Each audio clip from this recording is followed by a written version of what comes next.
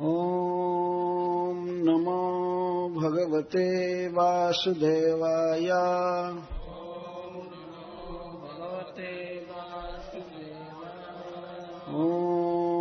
नमो भगवते वासुदेवाय। ॐ नमो भगवते वासुदेवाय। ॐ नमो भगवते वासुदेवाय। ॐ नमो भगवते वासुदेवाय। ततश्चाविर्भूत् साक्षात् ततश्चाविर्भूत् साक्षात् श्रीरमा भगवत्परा। श्रीरमा भगवत्परा। रञ्जयन्ती दिशः कान्त्या रञ्जयन्ती दिशः कान्त्या विद्युत्सौदामिनी यथा। विद्युत्सौदामनी यथा। तस्यां चक्रुः स्पृहां सर्वे तस्यां चक्रुः स्पृहां सर्वे ससुरासुरमानवः। ससुरासुरमानवः। रूपौदार्जवयो वर्ण रूपौदार्जवयो वर्ण महिमा क्षिप्त चेतसः महिमा चित्तचेतसः।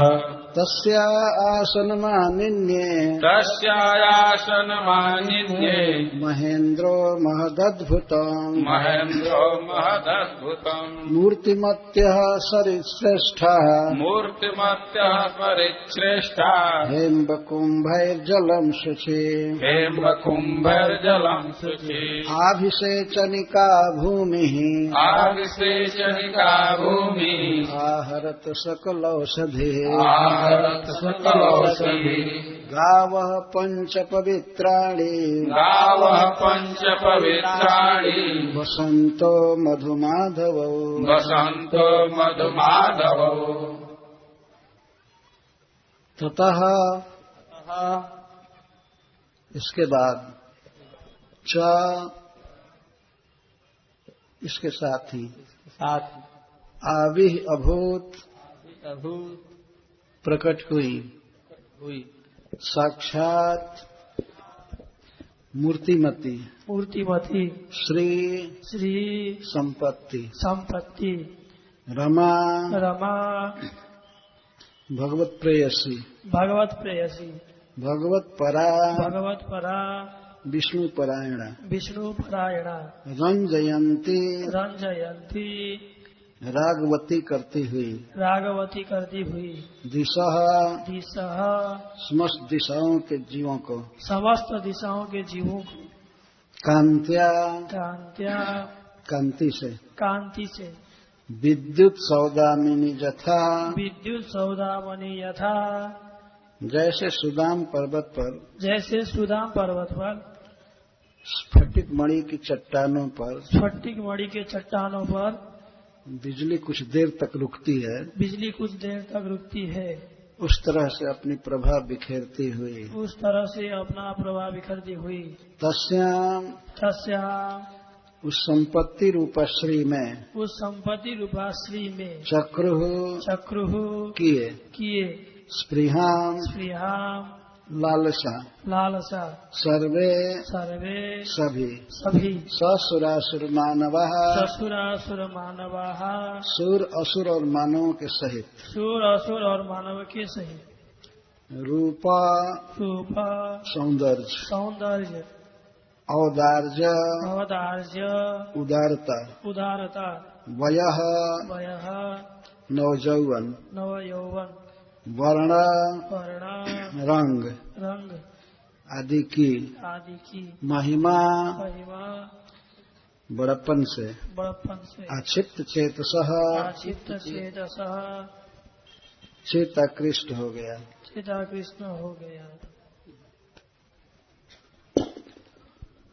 हरे कृष्ण।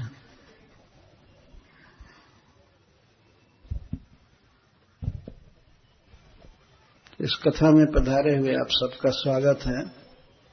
विशेषकर का शामली से राधा शरण दास जी ऋषि जी आए हैं, मैं उनका हार्दिक स्वागत करता हूं।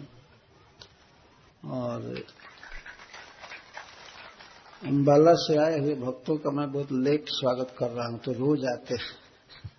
लेकिन सबका स्वागत है। और भी अनेक जगहों से आए हुए और यहाँ के जमुनानगर से आए हुए सभी श्रोताओं का हार्दिक स्वागत करता हूँ। हम लोग पढ़ रहे हैं श्रीमद् भागवतम से कि समुद्र मंथन से कौन कौन रत्न उत्पन्न हुए और किस प्रकार उनका बंटवारा हो रहा था। अप्सराओं के बाद समुद्र मंथन फिर चलता था। जब बहुत देर तक समुद्र मंथन हो रहा था तब कोई वस्तु उत्पन्न होती थी। उसके बंटवारा में बहुत ट्रिक करना पड़ता था भगवान को।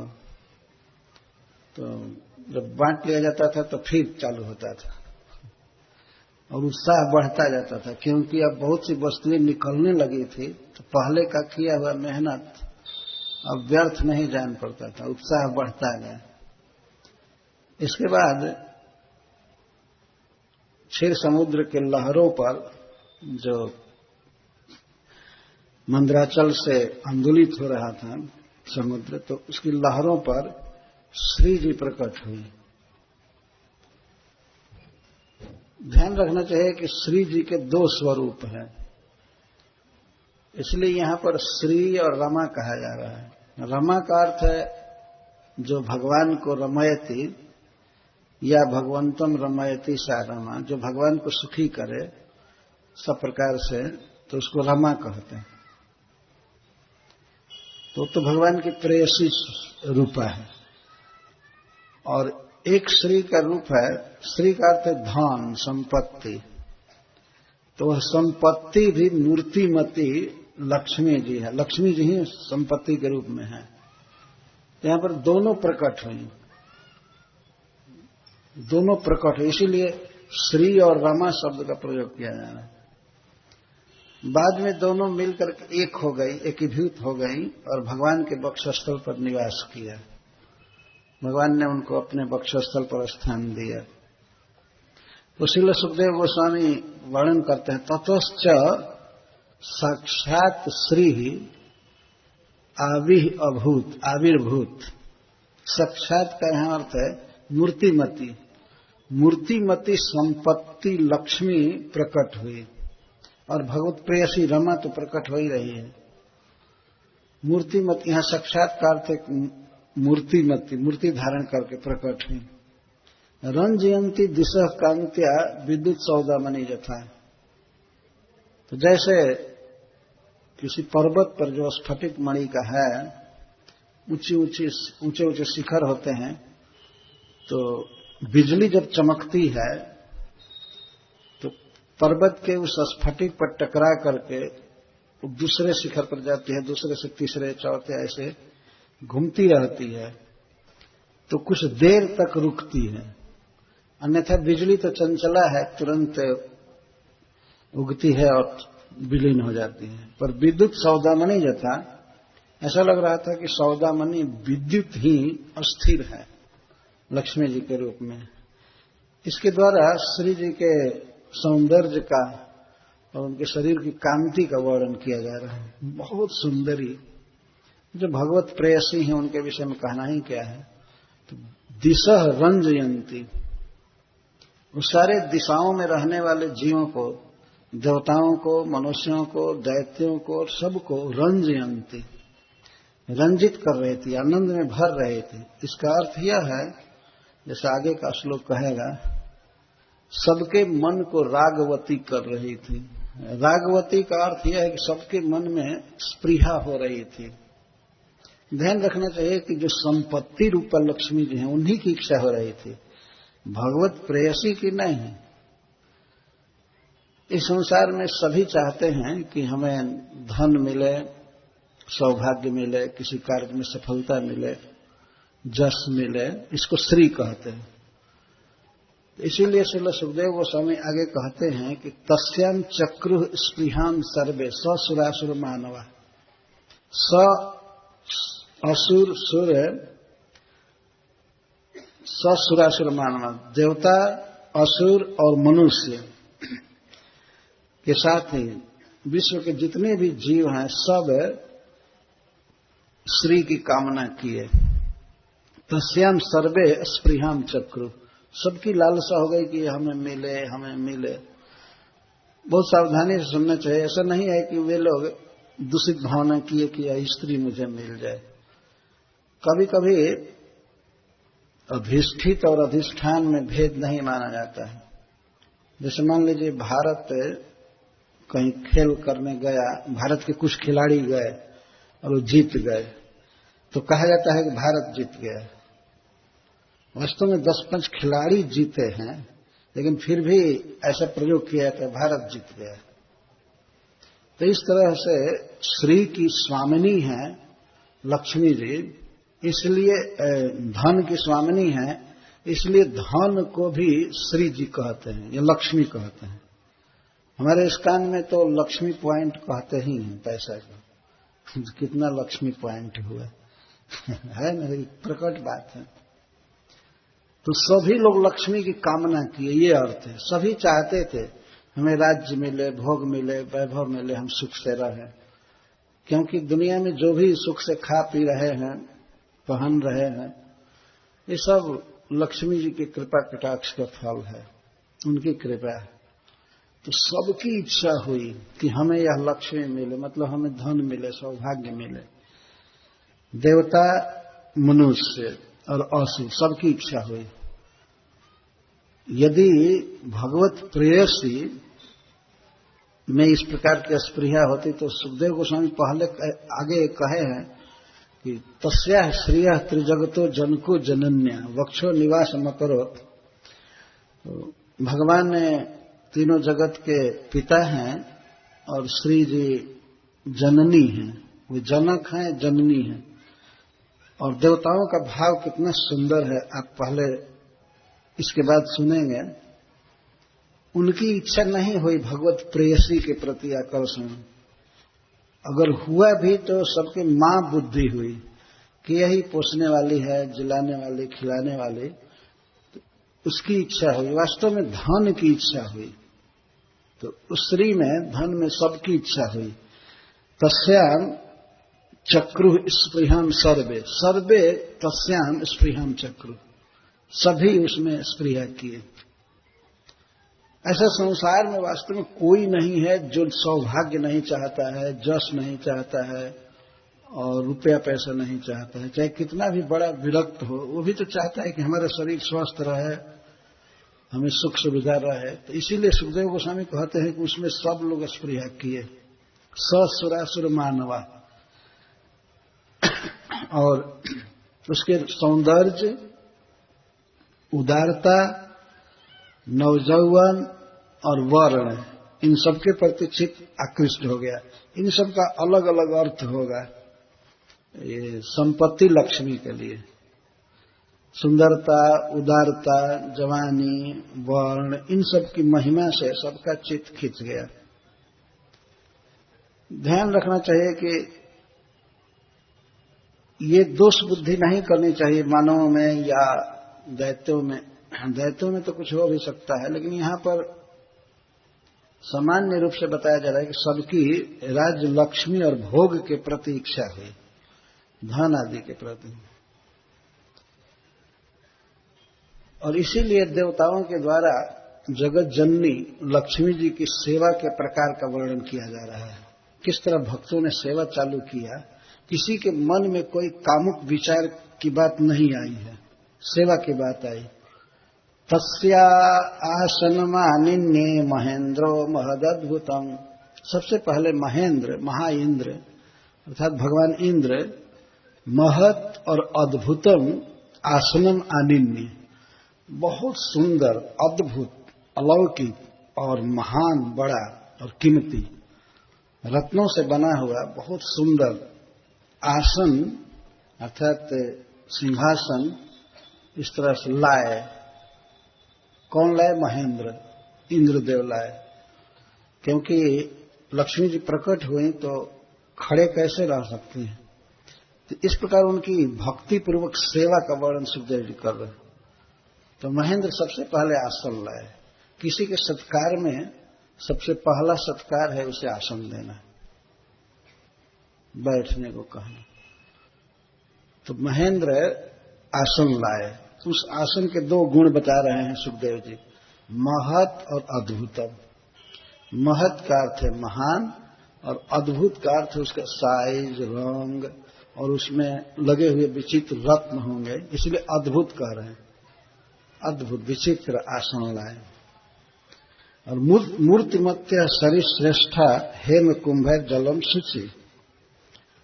और गंगा जमुना आदि नदियां मूर्तिमान होकर के सोने के कलशों में, घड़ों में शुचि जलम आनिन्यु, पवित्र जल लाए। शुचि मतलब पवित्र।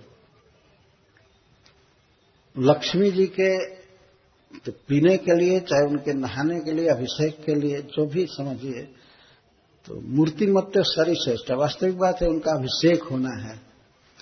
तो अभिषेक के लिए नदियां मूर्तिमान होकर के सोने के घड़ों में जल लाई लक्ष्मी जी के लिए, क्योंकि लक्ष्मी जी सबकी स्वामिनी हैं। गंगा आदि ये सब उनकी दासियां हैं, वो डायरेक्ट भगवत प्रेयसी हैं। तो उनके स्वागत में नदियां मूर्तिमान होकर के, स्त्री का रूप धारण करके और सोने के घड़ों में जल लाई। जल की विशेषता बता रहे हैं, शुचि जलम, पवित्र जल, शुद्ध और पवित्र जल लाई। और आभिषेचनिका भूमि आहरत सकलौषधि। और भूमि के लिए भी मूर्तिमती समझना चाहिए। यह भूमि देवी, पृथ्वी मूर्तिमती होकर के जितनी भी अभिषेक में उचित सामग्रियां हैं, औषधि जैसे जौ, चावल और भी लता पता जड़ी बूटी, जो भी अभिषेक के लिए उचित है, वो स्वयं ही लाई। मूर्तिमती होकर के पृथ्वी देवी सकल औषधि आजहार, सब कुछ लाई। इस तरह से सेवा करने के लिए सब प्रस्तुत हुए। गावह पंच पवित्राणी बसंतो मधुमाधव। और गौ में 5 पवित्र वस्तुएं लाई, इसको पंचगव्य कहते हैं। दूध, दही, घी, गोबर और मूत्र, गोमूत्र, ये 5 पवित्राणी, बहुत पवित्र वस्तुएं हैं। तो अभिषेक में इन 5 की जरूरत होती है। तो गौएं लाई स्वयं। एक गाय ने 5 दिया ऐसा वर्णन नहीं कर रहे हैं, गावह बहुवचन में है। गायों ने 5 पवित्र वस्तुएं दी। ऐसा कहा गया है एक शास्त्र में कि पयः कांचन वर्णाया नीलाया च घृतम तथा दधि च कृष्ण वर्णाया श्वेताया गोमयम तथा गोमूत्रम ताम्र वर्णाया इत्येतत् पंचगव्यकम। ये 5 गव्य कहा। गव्य मतलब गौ का समान, गौ से उत्पन्न। तो कहा गया है कि कांचन वर्ण आया है, जिसका रंग सोने जैसा है, पीली गाय है, तो उसका दूध लाना चाहिए। पीत वर्ण की गाय का दूध होना चाहिए। और नीलायाश्च घृतम तथा, और नीली गाय का घी होना चाहिए, पूरी काली नहीं, थोड़ा नीला जैसा। और दधि च कृष्ण वर्णा, और काली गौ का, कृष्णा गौ का घी दधि होना चाहिए। और श्वेताया गोमयम तथा धौली गाय का, उजली गाय का गोबर होना चाहिए। और ताम्र वर्णा या गोमूत्रम, और लाल गाय का मूत्र होना चाहिए। अभिषेक में इस तरह की बात, इसलिए 5 गायों ने दिया। 5 वर्ण की गायों ने अलग अलग वस्तुएं दिया, इसलिए कहा गया है गावह पंच पवित्राणी। गायों ने गव्य नामक 5 पवित्र वस्तुओं को दिया। तो ऋषय कल्पयान चक्रूर अभिषेकम जथा विधि। तो वहां पर जुटे हुए ऋषिजन, जिसमें अंगिरा आदि मुख्य हैं, तो ये लोग लक्ष्मी जी के अभिषेक की तैयारी करने लगे। ये सामान जुटाना, ऐसे जुटाना, कई तरह से। अभिषेक में खास वस्तुएं ही लाई जाती हैं जो भगवान के देह पर डाली जाती हैं। ऐसा नहीं करना चाहिए कि जो भी जूस मिले वो भगवान के आंख में लगे, चाहे कुछ भी हो बस डालते जाओ। एक बार कृष्ण जन्माष्टमी पर मैं देखा मीरा रोड में बॉम्बे में, मौसमी का जूस तो अनार का जूस, जितना जूस संभव था सब जुटाए थे। मैं कहा कि ये कहाँ लिखा गया है डालने के लिए? भगवान के देह पर घी डालना चाहिए, दूध, दही, मधु इत्यादि। तो मैं सब हटवाया, नहीं नहीं ये भगवान, और वो भी कोमल भगवान, अभी अभी जन्म हुआ है, इतना टेंडर शरीर और उन पर ये सब जूस डाला है, आंखों में लगती हैं। तो यहां पर कहा गया ऋषयः कल्पयान चक्र अभिषेकम जथा विधि। जथा विधि शब्द से मैं बता रहा हूं, जथा विधि का अर्थ है कि शास्त्रों में जो विधि लिखी गई है, किस किस चीज की जरूरत होती है, किस किस चीज से भगवान का अभिषेक करना चाहिए, तो शास्त्र के अनुसार जिन वस्तुओं की जरूरत थी, जितनी मात्रा में जैसे, और ऋषि लोग सब जुटाए। और जगुर भद्राणी गंधर्वा नट्यश्चन्न नृतुर्जगु, उस समय गंधर्व जन खूब मधुर स्वर में गाने लगे। अभिषेक चालू होने वाला था लक्ष्मी जी का, तो गंधर्व गाने लगे और अप्सराएं नट्य जो नाचती हैं वो भी नृत्य करने लगी और गाने लगी। नाच और गान, इसी को फेस्टिवल कहा जाता है वास्तव में। नहीं तो उत्सव किस काम का जिसमें नाचना और गाना न हो? नाचना, गाना और उसके बाद खाना, यही है फेस्टिवल, यही है उत्सव। और नाच गान हो, खूब भूख लगी हो, शरीर थका और खाने के लिए प्रसाद नदारत हो जाए, तो फिर उत्सव क्या होगा? तो यहां पर खाने के लिए तो कहना ही नहीं, स्वयं श्री जी जहां पर मूर्तिमान प्रकट हैं, तो किस चीज का अभाव होगा? तो गान हो रहा था, गंधर्व गा रहे थे और अप्सराएं नृत्य कर रही थी और गा भी रही थी। नट्यश्च न नृतुर जगु, नाच रही थी और गा रही थी, न नृतुर जगु।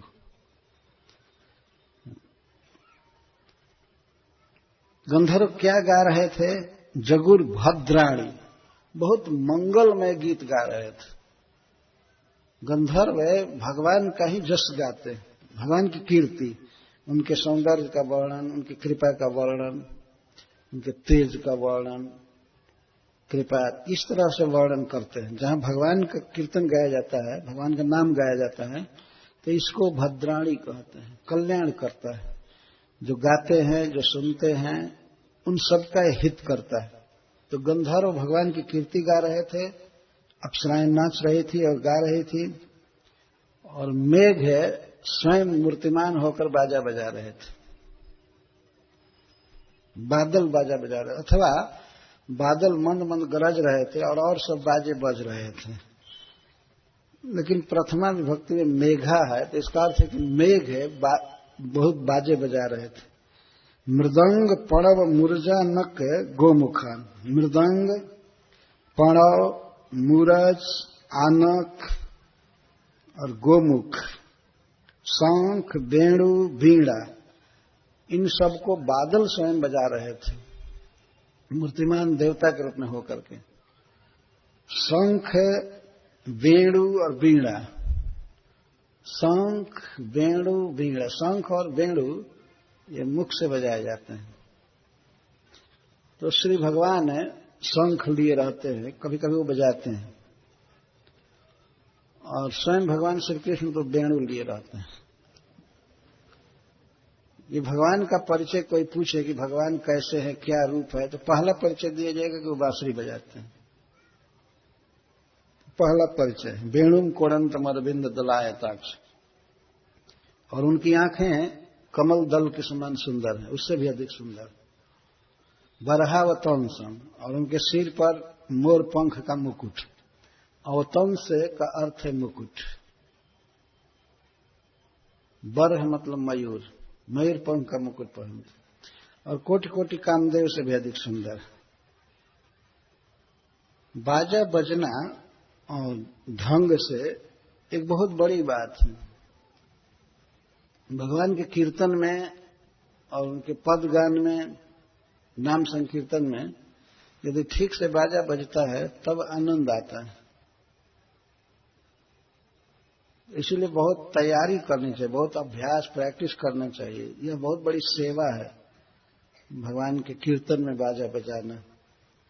मेघ स्वयं बाजा बजा रहे हैं। मृदंग, शंख, वेणु, वीणा, पणव, मुरज, आनक और गोमुख, तुमुल निःस्वनान, इनसे बहुत तुमुल आवाज निकल रही है। हम देखे यहां पर एक दिन कीर्तन हो रहा था तो मृदंग ढीला हो गया था, उसमें कोई आवाज ही नहीं निकल रहा था। तो एक भक्त उसके पास माइक कर रहे थे, लेकिन उसमें आवाज ही नहीं, तो माइक क्या करेगा? माइक अपने से तो आवाज पैदा करेगा नहीं। तुमुल निःस्वनान, बहुत अच्छी आवाज जोर से निकल रही थी। इस तरह लक्ष्मी जी का अभिषेक किया जा रहा है। ततो भी शिष्चुर्देवीं श्रियं पद्मकरां सतीं दिगिभा पूर्ण कलश सुक्त वाक्य द्विजयरित। तब ब्राह्मणों के द्वारा, अंग्रादि ब्राह्मणों के द्वारा सुक्त चालू हुआ, वेद के सुंदर सुंदर श्लोक, जैसे ब्रह्म संहिता के श्लोक हैं, इस तरह सुउक्त वाक्य बहुत सुंदर सुंदर श्लोक गाने लगे ब्राह्मण लोग। और दिशाओं के हाथी अर्थात ऐरावत आदि हाथी ये अपने सूंड में कलश ले करके, पूर्ण कलश, आकाश गंगा का जल, पवित्र जल का कलश अपने सूंड में ले करके और लक्ष्मी जी के ऊपर बहुत कोमल धारा से अभिषेक कर रहे हैं।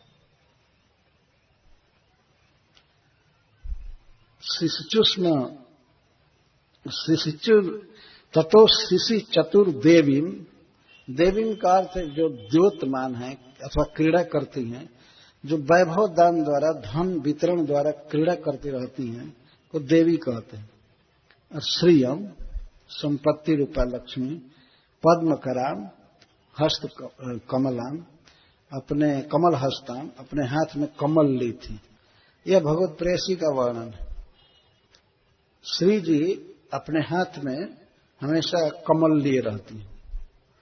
जिस समय उनका अभिषेक हो रहा था उस समय भी उनके हाथ में कमल था। क्यों कमल लिए रहती हैं? श्री जी के भी 4 हाथ हैं अपने प्रियतम भगवान जैसे, तो भगवान एक हाथ में कमल लिए रहते हैं। अपने पति के देखा देखिए, श्री जी भी कमल लिए रहती हैं। ये स्वाभाविक है। कमल बहुत सुंदर चीज है। तो पद्म कराम, जिनके कर में, हाथ में पद्म है, ऐसे श्री जी। और सती पतिव्रता, तो पतिव्रता और पद्म करा श्री का अभिषेक होने लगा। कौन अभिषेक कर रहे थे? ऐरावत आदि हाथी पूर्ण कलश से, शुद्ध जल से भरे हुए कलश से अभिषेक कर रहे थे। और सूक्त वाक्य द्विजय रीत, और ब्राह्मण जन वेदों के श्लोक बोल रहे थे। समुद्र पीत कौशेय वाससी समुपाहरत। जब अभिषेक हो गया तब समुद्र देवता, जिनकी बेटी हुई है लक्ष्मी जी, समुद्र से उत्पन्न हुई थी, इसीलिए इनको समुद्र की पुत्री कहते हैं। तो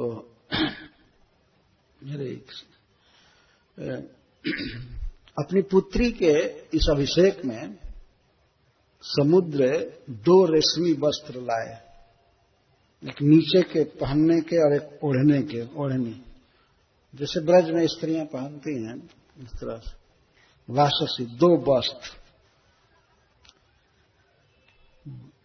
और पीत कौशेय, अभिषेक के बाद या विवाह में पीत वस्त्र पहनने की प्रथा है। और अभिषेक में या विवाह में पीला वस्त्र पहनने की प्रथा है। और लोक में भी देखा जाता है कि विवाह के समय पिता ही अपनी पुत्री को साड़ी देता है या वस्त्र देता है, जो भी देना है। तो समुद्र पीत कौशेय वाससी समुपाह, समुद्र अपनी पुत्री श्री को 2 रेशमी वस्त्र समर्पित किए।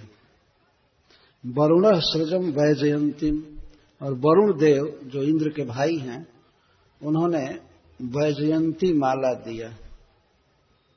वैजयंती माला कहते हैं उसको जिसमें 5 रंग के फूल गुथे रहते, 5 वर्ण, श्वेतई पीतैश तथा नीलय लोहितैर हरितैश तथा पुष्पितैर विरचिता माला वैजयंती इति कथ्यते। वैजयंती इति कथ्यते। वैजयंती माला का अर्थ है जिसमें पीले रंग के फूल लगे हों तथा नीले, लाल, हरे, श्वेतई पीतई तथा नीलई लोहितई हरितैश तथा। तो इस प्रकार से 5 वर्ण के पुष्प जिस माला में गुथे गए हैं उसको वैजयंती माला कहते हैं। तो वरुण देवता श्री जी को माला समर्पित किए, वैजयंती माला। यह है सेवा भगवान की या लक्ष्मी जी की। कोई आसन दे रहा है, कोई वस्त्र दे रहा है, कोई अभिषेक की सामग्री ला रहा है। और मैं उधर भूल गया बसंत को कहने के लिए। आभ से चनिका भूमिरा हरत सकल औषधि। पृथ्वी ने तो समस्त औषधियों को दिया और गाय 5 पवित्र वस्तुएं दी। बसंतो मधुमाधव, और बसंत ऋतु मूर्तिमान होकर के चैत और वैशाख में लगने वाले फूल और फल दिया। अभिषेक में फल की भी आवश्यकता होती है, फूल की आवश्यकता होती है। तो स्वयं ऋतुराज बसंत प्रकट होकर के और चैत्र और वैशाख महीने में खिलने वाले फूल और फल दिए। इसके बाद मैं वर्णन कर रहा था तो समुद्र पीले वर्ण के रेशमी वस्त्र दिए 2, वरुण जी वैजयंती माला दिए। भूषणानी विचित्राणी विश्वकर्मा प्रजापति, और प्रजापति विश्वकर्मा जी लक्ष्मी जी को बहुत विचित्र, बहुत मूल्यवान आभूषण दिए, सभी प्रकार के आभूषण। जिन आभूषणों का निर्माण स्वयं विश्वकर्मा जी किए हैं, तो अद्भुत रत्न लगे थे, अद्भुत साई, सब कुछ, इसलिए विचित्राणी कहा गया है। भूषणानी विचित्राणी विश्वकर्मा प्रजापति। विश्वकर्मा जी एक देवता हैं और शिल्प के, कंस्ट्रक्शन के वे सबसे हेड है। उनके संकल्प करने से बड़े सुंदर सुंदर भवन बन जाते हैं, केवल सोचने से, इतनी उनकी क्षमता है। तो ये गहना लाए लक्ष्मी जी के लिए। हारम सरस्वती पद्मम अजो नागाश्च कुंडले, और सरस्वती जी प्रकट होकर के लक्ष्मी जी को हार दी, रत्न का हार। और पद्मम अज, अजह श्री ब्रह्मा जी कमल लाए, नया कमल लाए लक्ष्मी जी के हाथ में देने के लिए। पद्मम अज, अज स्वयंभू श्री ब्रह्मा जी कमल लाए। और नागाश्च कुंडले, और वासुकी आदि नाग, ये लोग लक्ष्मी जी को 2 कुंडल दिए, कर्णभूषण। इस प्रकार श्रद्धा से सब लोगों ने कुछ न कुछ श्री जी को भेंट किया। इसके बाद श्री जी अपने आचरण द्वारा दूसरों को शिक्षा देने के लिए अपने आश्रय, पति रूप आश्रय पाने के लिए चली। इस तरह से वस्त्र पहन ली, कुंडल आदि सब कुछ ठीक हो गया, तो श्री जी एक फूल की माला लेकर के, जिसको वर माला कहते हैं, वो चली। ध्यान रखना चाहिए कि लक्ष्मी जी भगवान की नित्य प्रिया है, नित्य प्रेयसी हैं। ये जो अपने वर की खोज के लिए वो चल रही हैं, उस विशाल सभा में जहां सब लोग बैठे हैं समुद्र मंथन के समय, और सब और भी लोग आए थे, लक्ष्मी जी की बात सुनकर के और जगत के सब लोग आए थे। तो उस विशाल सभा में श्री जी घूमने लगी और ऐसा भाव व्यक्त की कि हमें अपना पति चुनना है, जबकि वो ऑलरेडी भगवान की पत्नी है, परंतु अपने आचरण से जगत को शिक्षा देने के लिए कि इसी तरह से अन्य का परिहार करके छोड़ करके विष्णु को ही वर्ण करना चाहिए, भगवान को ही वर्णन करना चाहिए। और इसी कारण से वे दूसरों में दोष का आविष्कार करती हुई, दोष बताते हुए सारे देवताओं में, सब में, और भगवान में केवल गुण ही गुण कह करके उनका वर्ण कर रही।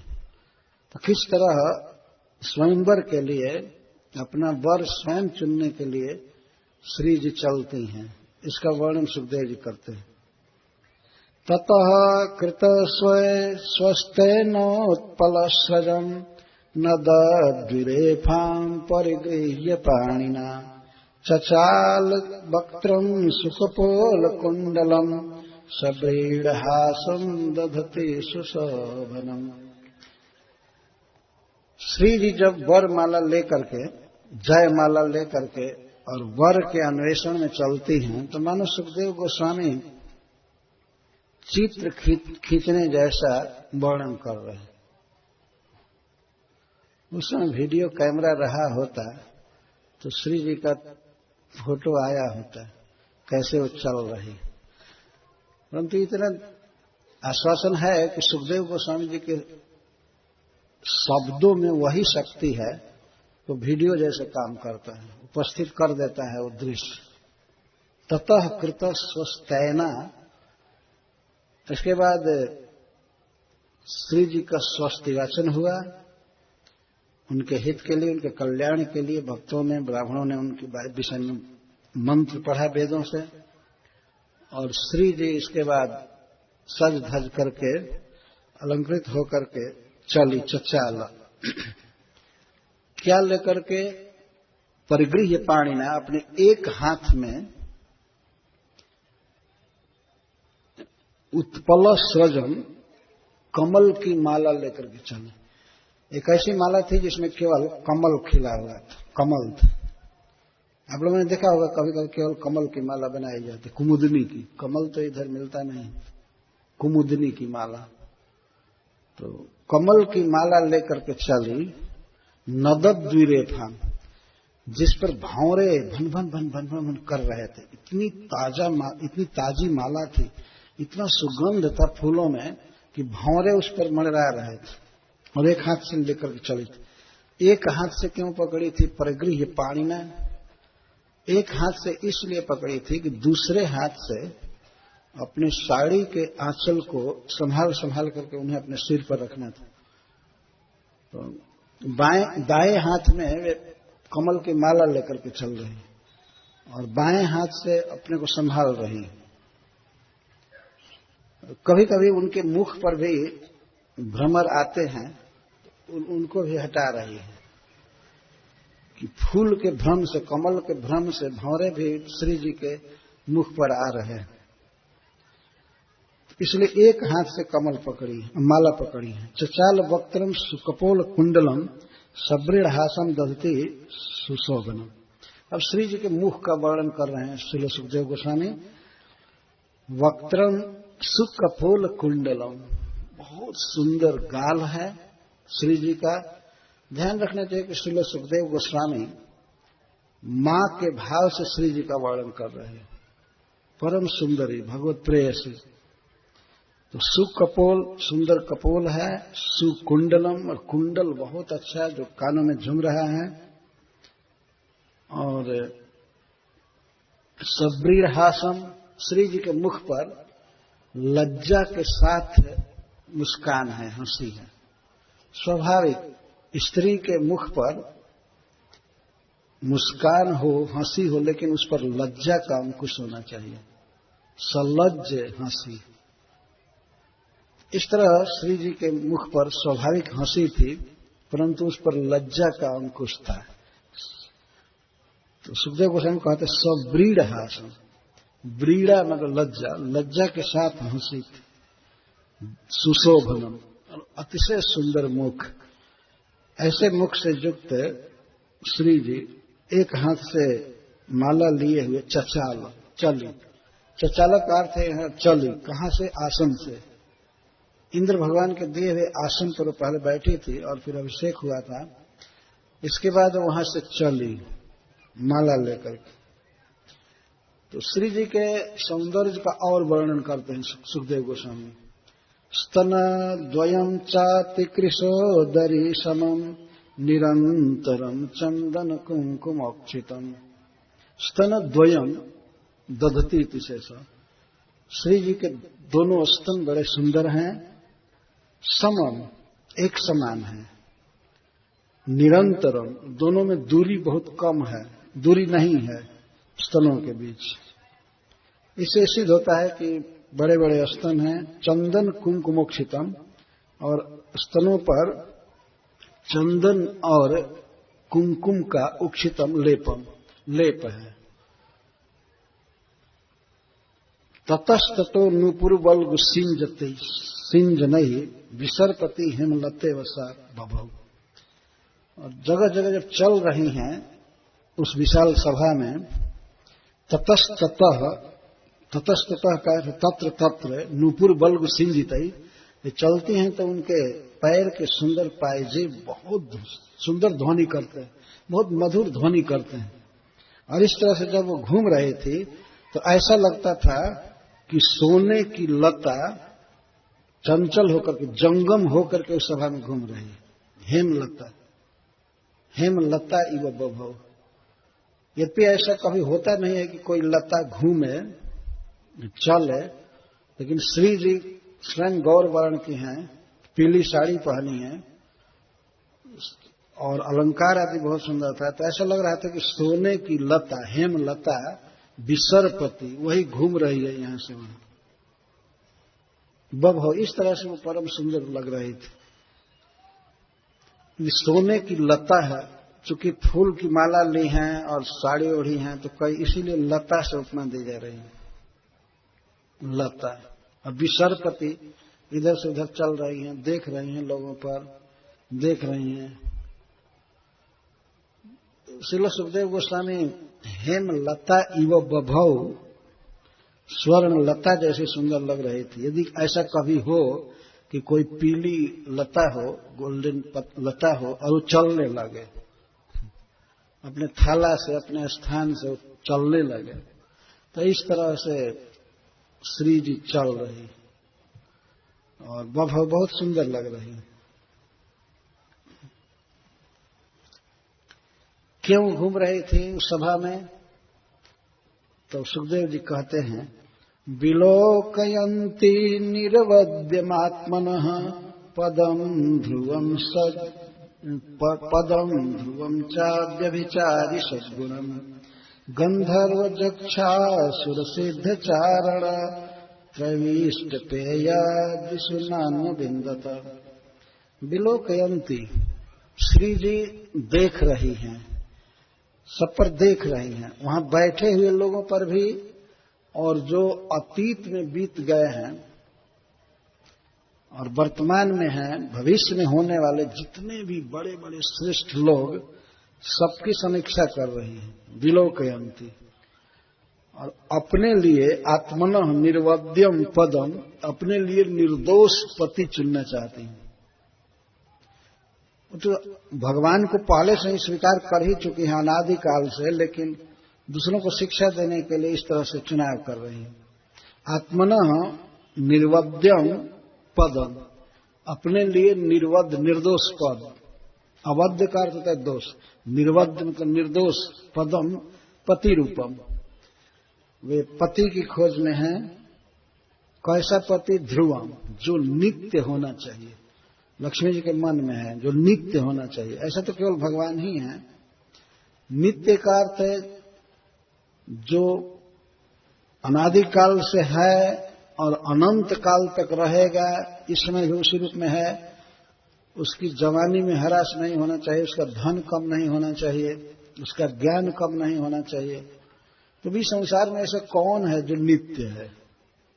कोई नित्य नहीं है, सब कुछ बदल जाता है। आज युवक आदमी है, कल वृद्ध हो जाएगा, तो उसकी जवानी अनित्य है। आज धनी है, धन है किसी के पास, कल दरिद्र हो सकता है, कुछ भी हो सकता है। आज ज्ञान है, कल कुछ भी याद नहीं रहेगा। देखते हैं इस संसार में कितना प्रैक्टिकल जीवन है अनित्यता का। सरकार भी किसी नौकरी में लेती है तो बाद में उसको अपाहिज समझकर रिटायर कर देती है, कभी काम लायक नहीं है ना। मिलिट्री में भी रिटायर करती है, या जज बनाए जाते हैं उनको भी रिटायर कर देते। टायर हो गए, अब पूरा हटा दिए तो रिटायर हो गए, पूरा किसी काम के रहे नहीं, केवल जियो खाओ। उस दशा में सबको चाहिए कि माला लेकर हरे कृष्ण जप करे। जब सरकार ने भी हटा दिया कि अब किसी काम का नहीं है, फिर भी लोग माया के कार्यों में लगे रहते। लेकिन लक्ष्मी जी ऐसा पति चाहती थी जिसमें बुढ़ापा नहीं है, जो अनादि काल से है और अनंत काल तक रहेगा, जिसका धन, वैभव, सौंदर्य, ज्ञान सब कुछ एक रस बना रहे और जिसमें कोई दोष न हो। ऐसा पति चाहते हैं। निर्वध्यम और ध्रुवम पदम, अव्यभिचारी सद्गुणम, और जिसमें सद्गुण हो, नित्य गुण हो, लेकिन अव्यभिचारी। यहां अव्यभिचारी का अर्थ, व्यभिचार का अर्थ है बदल जाना, परिवर्तन हो जाना, विकार होना, इसको व्यभिचार कहते हैं। जैसे आज कोई सुंदर है, युवक है, लेकिन कल वृद्ध और कुरूप हो जाएगा तो इसको कहेंगे व्यभिचार, एक रस स्थिति नहीं रही। लेकिन लक्ष्मी जी ऐसे वर चाहती थी, ऐसा वर चाहती थी जो अनंत सद्गुणों से विभूषित हो और जिसके सद्गुण अव्यभिचारी हो, एक रस रहे, परिवर्तन न हो।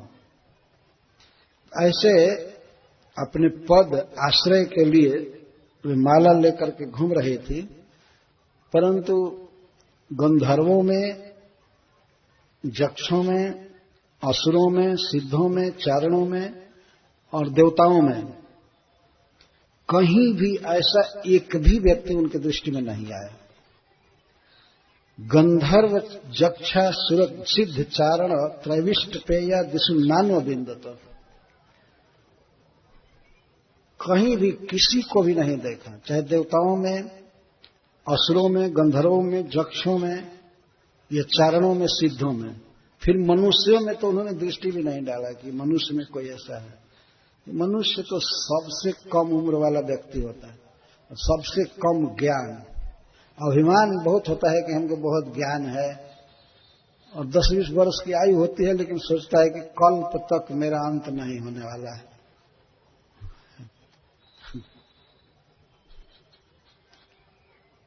रामायण में लिखा गया है कि सब आयु मिलाकर पंचदशा कल्पांतन नाश गुमान आशा।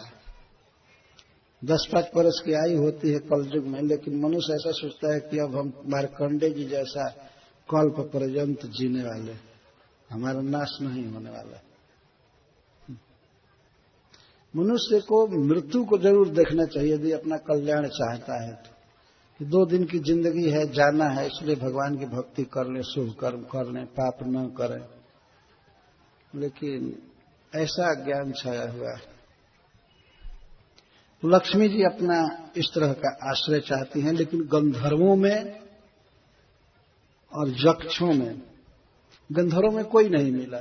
गंधर्वों में जैसे विश्वावसु गंधर्व हैं, चित्ररथ गंधर्व हैं, कोई भी ऐसा नहीं था जिसमें सारे दुर्गुण न हो और जो मरने वाला न हो और जिसके सारे ज्ञान आदि गुण अविचल हो, ऐसा कोई नहीं।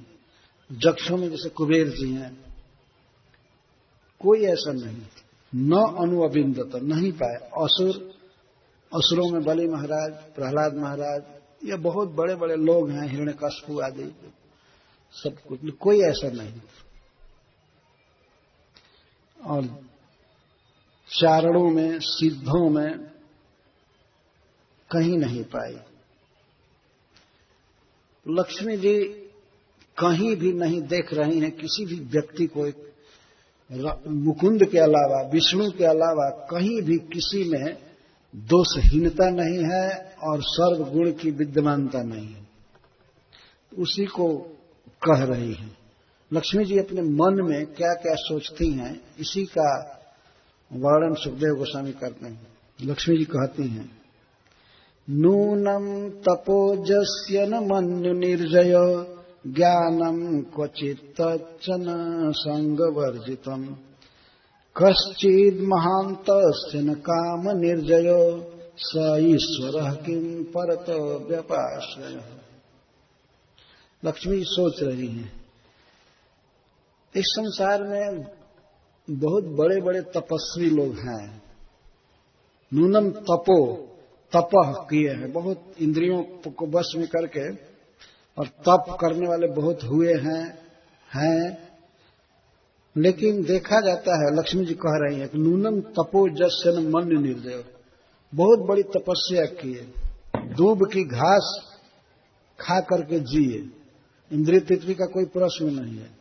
लेकिन ऐसे लोग दुर्वासा आदि ऋषि भी न मन निर्दय, उन्होंने क्रोध को नहीं जीता, क्रोध को नहीं जीत सके। देखिए दोष किसमें क्या क्या दोष है और गुण कुछ नहीं है। थोड़ा सा गुण है तप, तो क्रोध के कारण तपस्या भी व्यर्थ हो गई, नील हो गए, कोई गुण नहीं रहा। लक्ष्मी जी सब विचार कर रही। और तप आदि में भी मुकुंद के समान वो कभी नहीं है। सबसे बड़े तपस्वी ज्ञानी सब कुछ भगवान है वास्तव में। किसी किसी में थोड़ा सा तप है, लेकिन न मन्यु निर्जय, मन्यु माने क्रोध, तपस्या है लेकिन क्रोध को नहीं जीते हैं। तो क्रोध को नहीं जीते तो उस क्रोध के चलते तपस्या भी बेकार हो गई, सब काट कूट कर जीरो हो गया। और कोई गुण था नहीं, थोड़ा सा तप आदि किए तब तक क्रोध आ गया, तो क्रोध ने तपस्या के फल को जीरो कर दिया। कुछ गुण नहीं है। नूनम तपो जस्य मन निर्जयो ज्ञानम क्वचित तच्चन संग वर्जितम। किसी किसी में देखा जाता है कि बहुत ज्ञान है, जैसे बृहस्पति जी, शुक्राचार्य, इन दोनों में बहुत ज्ञान है। भगवान कृष्ण तो शुक्र नीति का बार बार उदाहरण देते हैं। ज्ञानियों में शुक्राचार्य बहुत बड़े ज्ञानी हैं। कभी ना मुसना कभी, विद्वानों में मैं शुक्राचार्य हूं, भगवत गीता में कहते हैं, विद्वानों में मैं शुक्राचार्य हूं। और बृहस्पति जी तो देव गुरु ही ठहरे, देवताओं को बुद्धि देने वाले। इनके पास ज्ञान है लेकिन संग वर्जित नहीं है।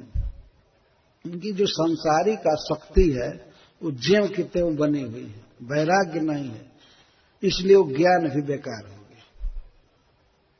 शुक्राचार्य को कितना ज्ञान है, मृत संजीवनी विद्या तक जानते हैं। मरे हुए व्यक्ति को उसका शरीर काट काट कर कई टुकड़ा में कर दिया गया हो, फिर भी उसको जिला देते हैं। जिसको काट दिया गया शरीर को खंड खंड इस तरह मर गया, उसको भी जिला देते हैं मृत संजीवनी विद्या द्वारा। और भी इनको बहुत ज्ञान है, परंतु बहुत आसक्ति है घर गृहस्थी में। इनकी बेटी देवयानी थोड़ी सी शिकायत कर दी अपने पति के प्रति कि वे दूसरी स्त्री में भी आसक्त है। इस पर वे तुरंत उनको बूढ़ा होने के साथ दे दी, अपने दामाद को ही।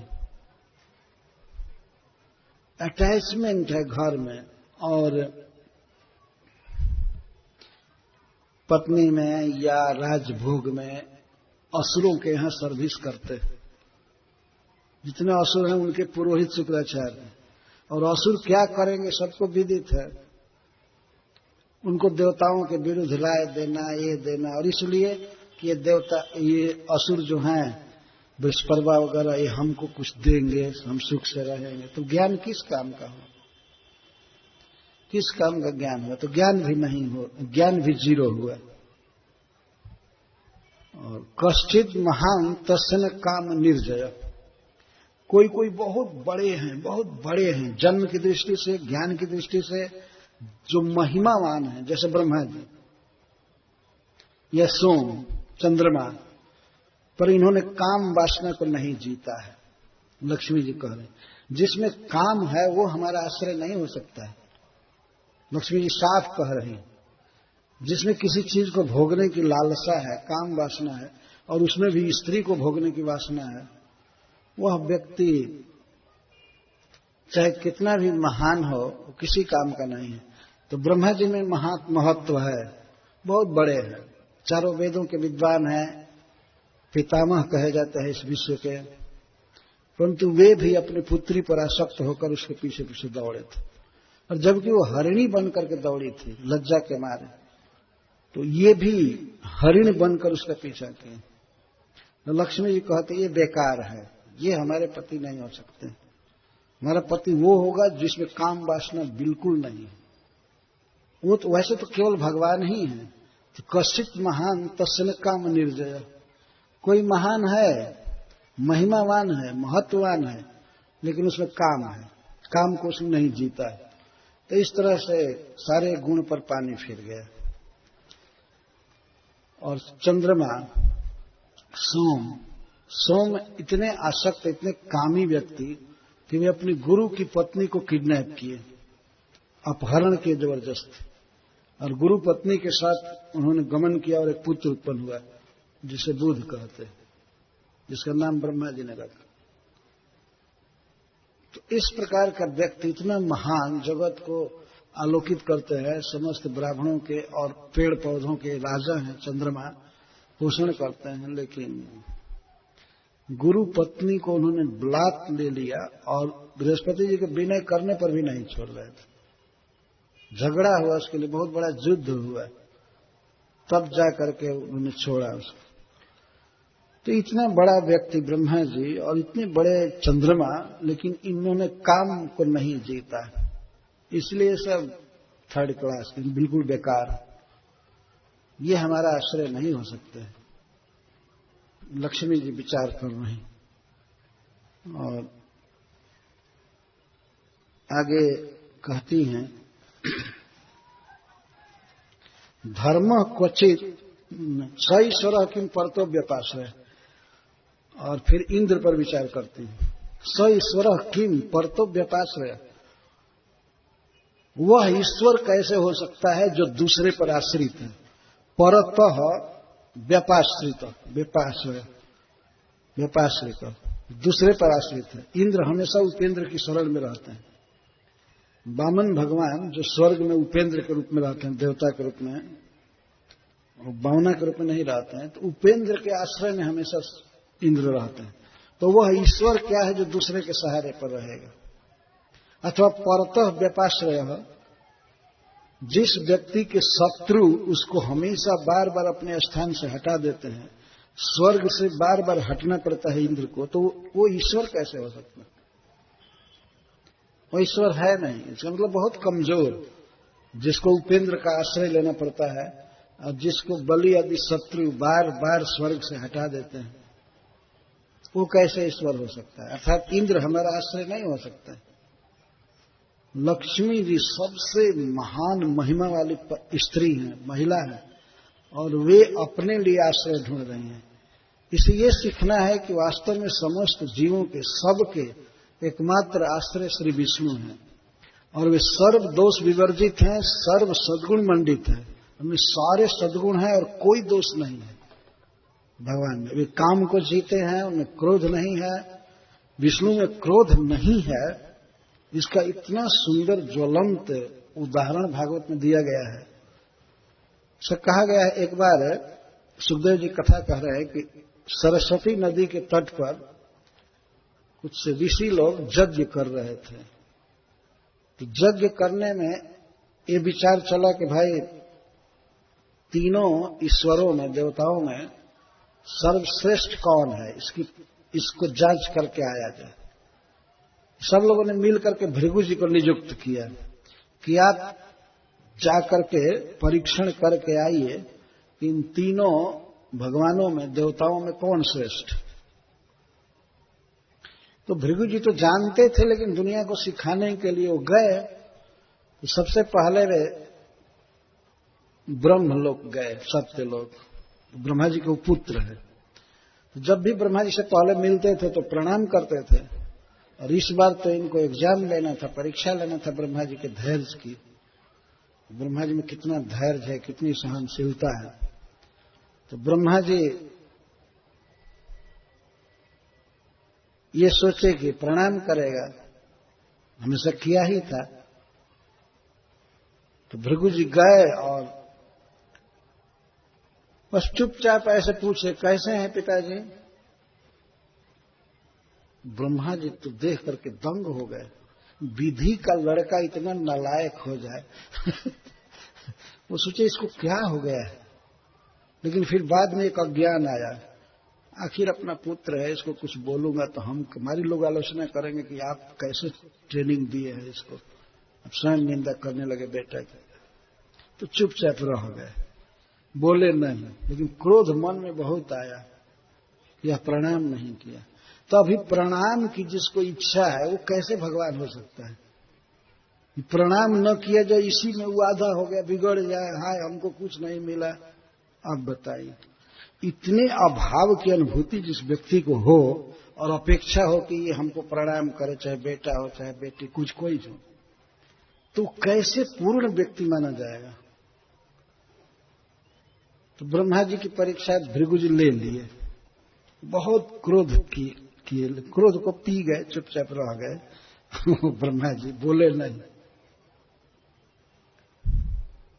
आज का बाप रहता तो कितनी गाली देता है बेटा को इस तरह से। गाली क्या देगा, ऑलरेडी लड़के ऐसा रोज करते हैं, इसलिए पिता सहते सहते सब कंप्लीट हो गए। परीक्षा ले ली कि ब्रह्मा में कोई धैर्य नहीं है, प्रणाम कराने की अभी इच्छा है। इसके बाद शिव जी के धाम गए, कैलाश गए। भगवान शिव बैठे हुए थे, तब वे खड़े हो गए कि हमारे भाई आए हैं। ब्रह्मा जी के नेत्रों से शिव जी का जन्म हुआ है, और भृगु जी भी ब्रह्मा जी के पुत्र हैं। तो भगवान शिव जी खड़े हो गए कि हमारे भाई आए हैं, तो इनसे मिलें, अखबार भर करके मिलें। लेकिन प्रश्न पत्र बहुत कड़ा कर दिया था भृगु जी ने। जब ही भगवान शिव आए मिलने के लिए, आलिंगन करने के लिए, तो भृगु जी कहते हैं, चल हट पिशाच कहीं, रहता है श्मशान में, हड्डी लगाता है, आता है छूने के लिए, चलो हटो।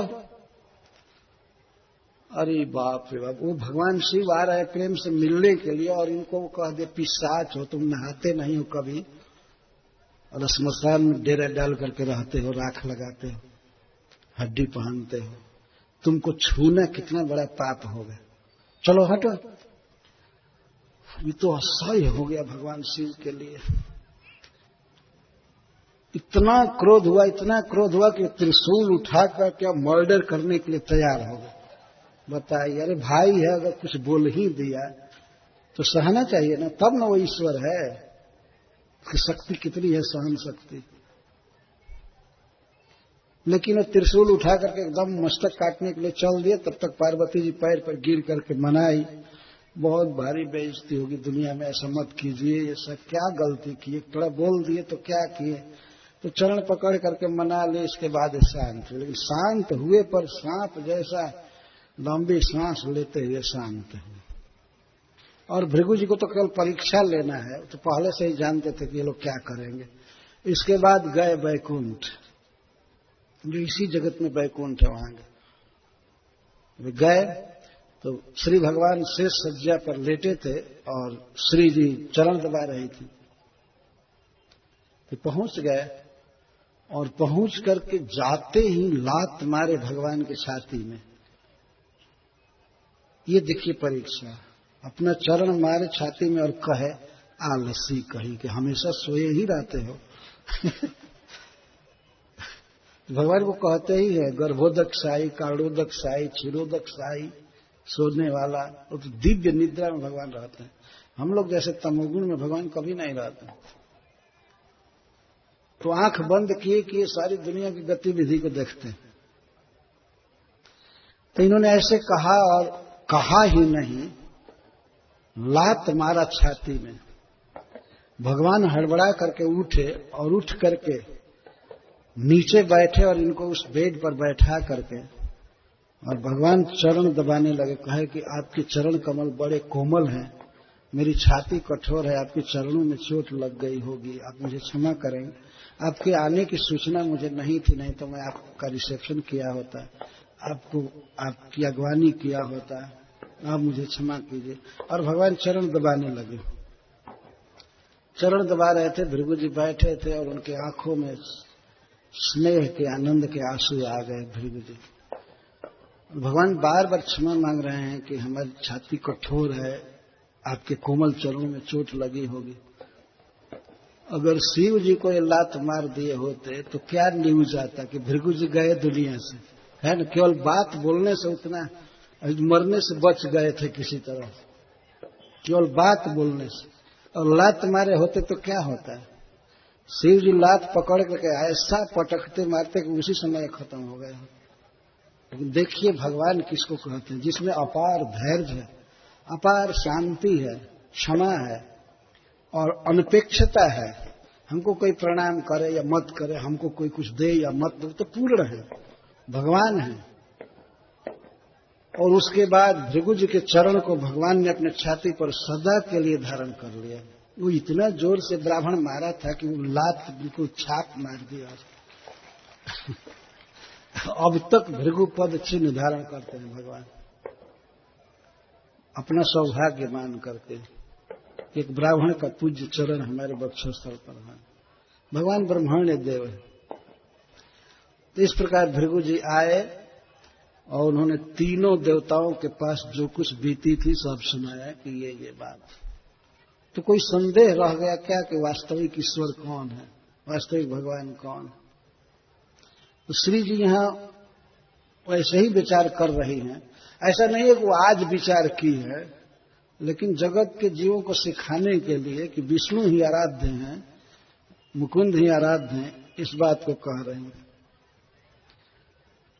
कश्चिन महान तस्य न काम निर्जय स ईश्वर किम परतो व्यापास।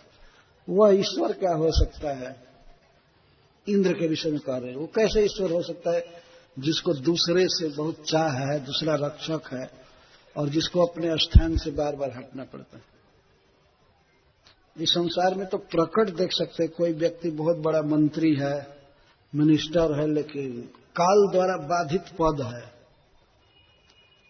पता नहीं अगले चुनाव में मिलेगा पद कि नहीं मिलेगा, कि शत्रु विस्थापित कर देंगे। लगे ही हुए हैं कई पार्टी के लोग। ये नहीं कहा जा सकता कि यह अस्थिर पद है, अव्यभिचारी पद है। जब तक पद पर हैं तब तक टीवी, न्यूज़पेपर आदि में फोटो भरे रहते हैं, और जब पद से गए तो किसी को पता भी नहीं चलता कि जी रहे हैं कि क्या हो गए, है ना। ये संसार की अनित्यता देखिए। पर भगवान का जो स्वरूप है, ज्ञान, आनंद और ऐश्वर्य, सब कुछ नित्य है। वह काल द्वारा बाधित नहीं है, स्थान द्वारा बाधित नहीं है कि भगवान विष्णु बस इतने वर्ष के लिए भगवान हैं और इसके बाद हट जाएंगे, ऐसा कुछ नहीं है। तो श्री जी विचार कर रही है।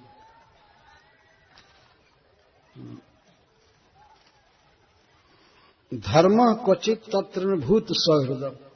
फिर श्री जी विचार कर रही हैं कि कहीं कहीं धर्म है, मतलब व्यक्ति अपने कर्तव्य का पालन करता है, लेकिन उसमें जीवों के प्रति स्नेह नहीं, सौहार्द नहीं। धर्म का पालन, जैसे परशुराम आदि में, परशुराम जी धर्म का पालन किए। क्या पालन किया? अपने पिता की आज्ञा का पालन किया, लेकिन अपनी मां को ही मार दिया। किसी किसी में धर्म का पालन है, लेकिन भूत सौहार्द नहीं है, दूसरे जीवों के प्रति दया नहीं है। ये जो दिखा रहे हैं कि मैं अपने पिता की आज्ञा का पालन कर रहा हूं, लेकिन मां का मस्तक काट दी, ये कौन सा धर्म है? इसलिए धर्म का पालन भी नील हुआ है। उस दृष्टि से विचार किया जा रहा है, एक व्यक्ति मान करके, भगवत्ता की दृष्टि से विचार नहीं किया जा रहा है परशुराम जी के लिए। लेकिन श्रीपद श्रीधर स्वामी जी लिखते हैं, कहीं कहीं धर्म का पालन देखा जाता है। आदमी का जो कर्तव्य है वर्ण और आश्रम के अनुसार उसको करता है, लेकिन जीवों के प्रति दया नहीं है। तो ऐसा निर्दयी आदमी यदि धर्म का पालन भी करे तो उस धर्म के पालन में क्या दम है? इधर कई कई बार भगवान से प्रार्थना करो और उधर कोई जीव काट करके खाओ, मुर्गा, मुर्गी, बकरा, गाय, ये कौन सा धर्म है? क्या उस धर्म में दम है? तो ये तो खैर लक्ष्मी जी यहाँ मनुष्यों के बीच विचार नहीं कर रही हैं। मैं कथा के भाव को स्पष्ट करने के लिए कह रहा हूं, मनुष्यों पर तो विचार ही नहीं की। जैसे हम लोग कभी श्रेष्ठता का प्रतिपादन करेंगे तो मनुष्यों में कोई योग्य व्यक्ति को चुनेंगे, ऐसा है ऐसा। हम लोग सुअर के बीच, सुअर के समुदाय में फिर नहीं चुनेंगे कि अच्छा ये ठीक है, ये ठीक है, तो बेकार है। उस तरह मनुष्यों के विषय में लक्ष्मी जी विचार नहीं करती है कि हमारे आश्रय हैं, हमारे ध्रुव पद हैं, क्योंकि मर्त्य कहा जाता है मनुष्यों को। मरना स्वाभाविक है, और कब कौन मर जाएगा इसमें कोई गारंटी नहीं है मनुष्यों में। देवताओं के यहाँ गारंटी है कि इतने वर्षों के भीतर नहीं मरेंगे, वहां गारंटी है सब कुछ, लेकिन यहां कुछ नहीं है। यहां भी इंश्योरेंस देते हैं, मरण का इंश्योरेंस, लेकिन उसका मतलब यह है कि आप मर जाएंगे तो आपका पैसा आपके पुत्र को, पत्नी को, किसी को दिया जाएगा, लेकिन आपको मरने ही नहीं दिया जाएगा, ऐसा इंश्योरेंस कुछ नहीं है ना? कोई है ऐसी कंपनी जो ये गारंटी देती हो कि आप नहीं मरेंगे? और ये भी नहीं दे सकते कि अच्छा ठीक है, आपको मैं गारंटी देता हूं कि आप 100 साल जिएंगे, इसके बाद हमारा गारंटी नहीं। 100 साल का भी गारंटी नहीं दे सकते, एक दिन की भी गारंटी नहीं दी जा सकती है। यहाँ ऐसी स्थिति है मनुष्य समाज में सदा से, अभी नहीं। इसीलिए श्री जी मनुष्यों को नहीं गिन रही हैं इस विषय में। तो धर्म क्वचित तत्र भूत सौहृदम, किसी किसी में धर्म पालन देखा गया है, जैसे परशुराम आदि में, लेकिन जीव पर दया नहीं। त्याग क्वचित तचन मुक्ति कारणम, किसी किसी में त्याग देखा गया है, जैसे शिवी महाराज। शिवी महाराज कबूतर की रक्षा के लिए अपने शरीर का मांस दे दिए, किसको? बाज पक्षी को। तो ऐसा दान करने से मुक्ति थोड़े होगी, ऐसा त्याग करने से मुक्ति नहीं होगी। त्याग वो करना चाहिए, धन का दान करना है या शरीर का दान करना है, ऐसा करना चाहिए कि व्यक्ति फिर कर्म बंधन से मुक्त हो जाए, भगवान उसके उस त्याग से प्रसन्न हो। त्याग कहीं कहीं देखा गया, लेकिन वो मुक्ति देने वाला नहीं होता है। वीरजन नपुंसो त्यजवेग निष्कृतम, फिर विचार कर रही है। मैं पहले ही कहा कि तीनों काल में जितने बड़े बड़े लोग हुए हैं, हो गए हैं, होंगे, उनके दोषों को निकाल कर लक्ष्मी जी बता रही हैं। ऐसे थोड़ा सा गुण कहती हैं और उस गुण को भी व्यर्थ कह करके केवल दोष वर्णन कर रही है। दोष ही दोष है। और मुकुंद में श्री भगवान में केवल गुण ही गुण है, और दिव्य अलौकिक गुण है सब, और अव्यभिचारी गुण है, अर्थात नित्य गुण है। इस बात को कह रहे हैं। तो वीरजन नपुंसो त्यजवेग निष्कृतम, किसी किसी पुरुष में बहुत बड़ा बल देखा गया है, पराक्रम देखा गया है, जैसे कार्तवीर अर्जुन। कार्तवीर अर्जुन के 1000 भुजाएं थी, भगवान दत्तात्रेय ने दिया था। तो एक बार वो 500 धनुष चलाता था, दो हाथ से एक धनुष। बहुत बड़ा वीर था, बहुत बड़ा वीर। उसने रावण को ऐसे कीड़े की तरह पकड़ लिया था। सहस बाहु 10 बदन आदि निप बचे न काल बलित। लेकिन ऐसे कार्तवीर अर्जुन का बल, वीर से, काल के वेग से बाहर नहीं है। अजबेग निष्कृतम न, ऐसा नहीं है कि काल छोड़ दिया उसको। इतना बड़ा व्यक्ति, इतना बलवान, लेकिन काल द्वारा उसका बल निश्चित रहा। काल एक दिन उस बल को, वीरता को समाप्त कर देता है। तो ऐसा पुरुष हमारा पति होकर क्या करेगा, जिसको मरना निश्चित है। अजबेग निष्कृतम वीर नहीं है, नहीं द्वितीय गुणसंग वर्जित। और गुणसंग वर्जित जो सनकादिक ऋषि हैं, ये प्रकृति के गुणों के में आसक्त नहीं है। लेकिन ये भी मेरे लिए द्वितीय नहीं हो सकते हैं। द्वितीय का अर्थ है वर, पति। ये हमारे योग्य नहीं हो सकते। क्यों? समाधि निष्ठत्व, ये हमेशा समाधि में रहते हैं। तो किसी स्त्री का पति वो कैसे होगा जो हमेशा बस समाधि में ही रहे? इस प्रकार का नालायक हस्बैंड जो हमेशा समाधि में ही रहे, स्त्री के लिए कुछ जुटाना नहीं, न बात करना, मनोरंजन नहीं करना, ऐसा पति किस काम का है? अथवा इसका एक अभिअर्थ विश्लेषण चक्रवर्ती ठाकुर करते हैं, जो गुण संग वर्जित है, जो भगवान के अप्राकृत गुणों से भी वर्जित है, उनकी सुंदरता, सौरभ्य आदि गुणों से भी वर्जित है, वो मेरा द्वितीय नहीं हो सकता। श्रीपद श्रीधर स्वामी जी कहते हैं समाधि निष्ठत्व, ये 4 कुमार ब्रह्मा जी के ये समाधि में रहते हैं। तो इनका विवाह ही कोई करके क्या करेगा? मान लीजिए इनके लिए कोई कन्या ला दे, विवाह कर दे, तो वो अब हजारों साल समाधि में ही बैठे रहे। ऐसे लोग भी बेकार हैं। विवाह कर लिए और जब देखिए तब हमेशा समाधि में और भजन में ही रहते हैं। जो वो ऐसा पति किस काम का है? पति ऐसा चाहिए जो पालन करे पत्नी का, उसके लिए कमाए, पुरुषार्थ करे, उसकी संकट से रक्षा करे पत्नी की, उसे अलंकार दे, वस्त्र दे, उसे अच्छा घर दे, पुत्र दे, तब उसे पति कहते हैं। तो श्री जी एक तरह से विचार कर रहे, चाहे वो सनकादिक ऋषि हो, चाहे कोई भी हो, ऐसे फिर कहते हैं क्वचित चिरायुर नहीं शील मंगलम। कोई बहुत जिएंगे, बहुत लंबी उम्र है, लेकिन उनमें शील और मंगल नहीं है। शील मंगल का अर्थ होता है भोग भोगना, स्त्री की खुशामद करना, ये पति के लिए जरूरी है। वो पत्नी को प्रसन्न रखने की चेष्टा करे तो इसको संस्कृत में शील मंगल कहा गया है। तो किसी किसी की उम्र बहुत ज्यादा है, जैसे मार्कंडेय जी, लेकिन उनमें शील मंगल नहीं है। शील मंगल का भोग में रुचि नहीं है। अतः वे लोग स्त्री को कैसे रखा जाएगा, कैसे खुश रखा जाएगा, जरूरत पड़े तो उसका चरण भी दबाना चाहिए, ये सब जानते ही नहीं है। तो ऐसे मार्कंडेय आदि 3rd क्लास के आदमी भले जीवित रहे लाखों वर्ष, ये पति बनाकर क्या होगा इनको? कोई जानते ही नहीं है कि भोगों में रुचि नहीं है और स्त्री को कैसे रखा जाएगा, कैसे खुश रखा जाएगा, ये जानते नहीं है। प्रत्येक गृहस्थ को ये जरूरी है कि ये जान ले कि स्त्री को कैसे खुश रखा जाएगा, उसको खुश रखना जरूरी है, क्योंकि वो आधा अंग है, अर्धांगिनी है, उसके बिना पति आधा ही है।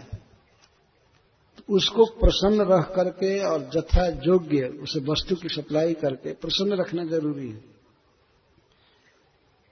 हमने सुना विदेश में कुछ स्त्रियां ऐसी होती हैं, कुछ पत्नियां, कि वे अपने पति से हमेशा सुनना चाहती हैं कि मैं तुमसे प्रेम करता हूं। तो अंग्रेजी में बोल रहे थे कि कभी कभी कोई पति घंटे घंटे पर फोन करता रहता है कि I love you, really I love you, I never forget you. ऐसा घंटे घंटे पर ऑफिस से फोन करता रहता है। और जिस दिन देर के बाद फोन आती है तो पत्नी पूछती है क्यों, भूल गया था क्या, ये फोन क्यों नहीं किया? तो कहने में क्या बिगड़ता है कि आई लव यू क्यों नहीं कहते हो? तो कुछ लोग रेगुलर टाइमली ये कहते रहते हैं और वो अपेक्षा करती है पत्नी, ये व्यक्ति का फोन आएगा हमारे पास, तुम्हारी बहुत याद आ रही है और अभी मैं जल्दी ही ऑफिस से आ जाऊंगा। ये कहना चाहिए वास्तव में, भले झूठा हो फिर भी झूठ बोल करके भी पत्नी को खुश रखना चाहिए। इस झूठ को झूठा नहीं माना गया है। शास्त्र भागवत कहता है स्त्रीसु नर्म विवाहे च वृत्त्यर्थे प्राण संकटे। स्त्रियों के बीच झूठ बोलना झूठ नहीं माना गया है, क्योंकि स्त्री की जितनी मांग होती है उसको दे देना पुरुष के लिए बहुत असंभव है। उसकी बहुत मांग होती है, प्रभुपाद जी कहते थे कि एक देश का खर्चा चलाना आसान है, लेकिन पत्नी का खर्चा चलाना आसान नहीं। तो उसे झूठ बोल बोल करके खुश रखना पड़ता है, वादा करके ठीक है आगे कर देंगे, ये कर देंगे, वो कर देंगे। इसका अर्थ ये नहीं है कि केवल झूठ ही बोले। कभी कभी दाल में नमक डालने जैसा थोड़ा झूठ बोलकर काम चला लेना चाहिए। ज्यादा नमक डालेंगे तो दाल फेंकना पड़ेगा, लेकिन बिल्कुल नहीं डालेंगे तो स्वाद नहीं आएगा। इस प्रकार शील मंगल शब्द की व्याख्या मैं कर रहा हूं। कुछ लोग संसार में बहुत बड़े हुए हैं, क्वचित चिरायु, बहुत लंबी जिंदगी वाले, लेकिन उनको पता ही नहीं है कि स्त्री के साथ कैसे रहा जाता है, कैसे उसको खुश रखेंगे। तो लंबी उम्र होने से क्या हुआ, सब बेकार है। तो उनके साथ मैं कैसे रह सकती हूं? या किसी भी स्त्री के लिए शिक्षा दी जा रही है। जो व्यक्ति स्त्री को खुश रखना नहीं जानता, उसे प्रेम नहीं करता है, तो उसको कैसे पति बनाया जा सकते हैं? क्वचित तदप्यस्ति निवेद्यमायुष। और किसी किसी में शील मंगल देखा जाता है। जैसे हिरण्यकशिपु, वो जानता था स्त्री को प्रसन्न करना और भोगों को भोगना, राज्य भोगना, लेकिन न वेद्यमायुष, उसके आयु का ही ठिकाना नहीं है कि कितना दिन जिएगा। भगवत द्वेषेण अकस्मात मृत्यु संभवात, उसकी आयु का कोई ठिकाना नहीं। इतना बड़ा व्यक्ति, चिरायु, शील मंगल जानने वाला, भोगों का संग्रह करने वाला, राज्य जुटाने वाला, दसों दिशाओं को जीतने वाला व्यक्ति, पर उसके आयु का कोई ठिकाना नहीं है। भगवान से द्वेष करने के कारण अकस्मात मार दिया गया, अकस्मात। इस तरह का नमूना लक्ष्मी जी पेश कर रही हैं कि इतना बड़ा व्यक्ति, पर प्रहलाद महाराज को जिस दिन मारना चाहता था अपने हाथ से, उसी दिन भगवान प्रकट होकर उसे छीड़कर फेंक दिए। ऐसा पति नहीं चाहिए कि आज है दुनिया का राजा है, कल हाथ निकाल कर फेंक दिया गया, खत्म हो गया। ऐसा नहीं चाहिए पति। क्वचित तदप्यस्ति न वेद्यमायुष। अब इसके बाद भगवान शिव पर विचार कर रही हैं लक्ष्मी की। जत्रो भयम कुत्र च स्वप्य मंगल। अच्छा, किसी किसी में दोनों है, चिरंजीवी भी है, बहुत काल तक जिएगा, और शील मंगल भी है। शील मंगल का मतलब है भगवान शिव अपनी पत्नी से बहुत प्रेम करते हैं। ऐसा भागवत में वर्णन है, कभी कभी शिव जी कथा के लिए भी बैठते हैं, कथा कहते हैं, तब भी पार्वती जी को अपने जांग पर बैठाए रहते हैं। लेकिन यह तो उनकी भगवत्ता है। वास्तव में गोद में बैठी हुई पार्वती भी उनमें काम वासना पैदा नहीं कर पाती, और ऋषि लोग कभी दोष दृष्टि नहीं करते। नारद जी, सनकादिक आदि सब कथा सुनते हैं शिव जी के मुख से, और शिव जी गोद में लेकर बैठाते हैं। वो बैठते अपनी पत्नी को लेकर। वो लोग कभी दोष दृष्टि नहीं करते हैं, जानते हैं कि निर्विकार ईश्वर है और उनकी लोकोत्तर लीला है। तो स्त्री को खुश करना, स्त्री से प्रेम करना शिव जी जानते हैं, और चिरंजीविता भी उनमें है, परंतु स्वप्य मंगल।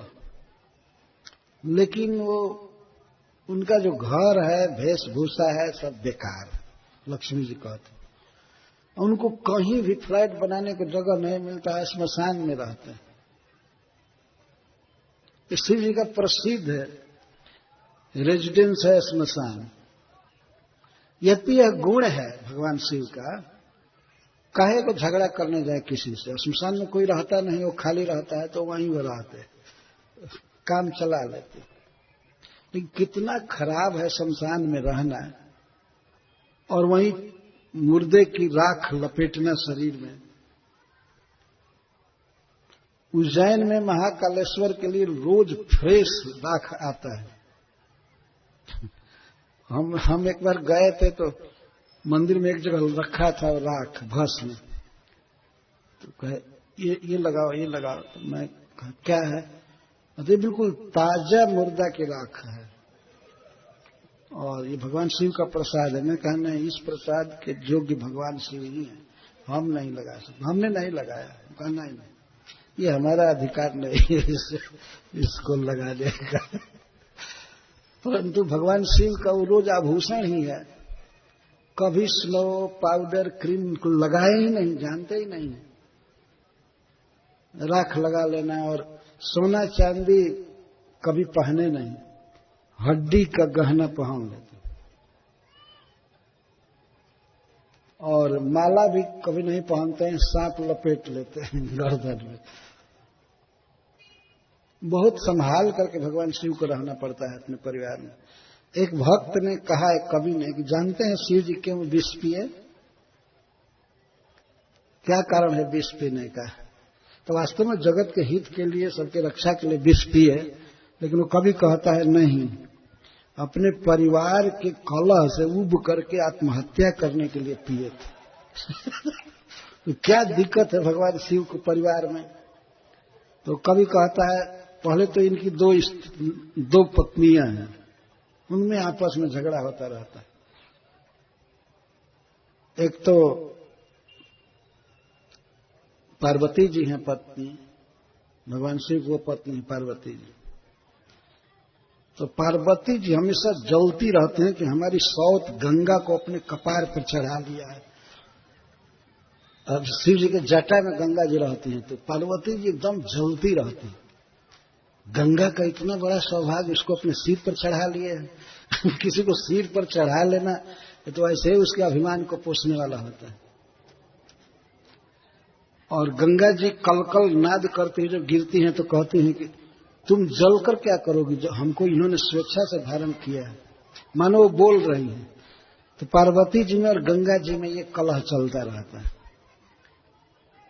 दूसरी बात है कि भगवान के दो पुत्र हैं शिव जी के, एक गणेश जी और कार्तिकेय। तो कार्तिकेय का सवारी है मयूर। तो मयूर है भगवान शिव के गर्दन में लपेटे हुए सांप को खाने के लिए हमेशा लपकता है। मयूर सोचता है गप से खा जाऊं उनके। तो वहीं बैठे सारा दरबार, शिव दरबार में रहते, कार्तिकेय जी रहते हैं, मयूर। तो भगवान शिव कभी कभी सांप को छिपाते हैं हाथ से ऐसे, और उसको डांटते हैं मयूर को, दूर चलो दूर चलो। तो कभी भी अगर अवसर मिलेगा तो उनके गले से निकाल करके वो खा जाएगा सांप को, मयूर।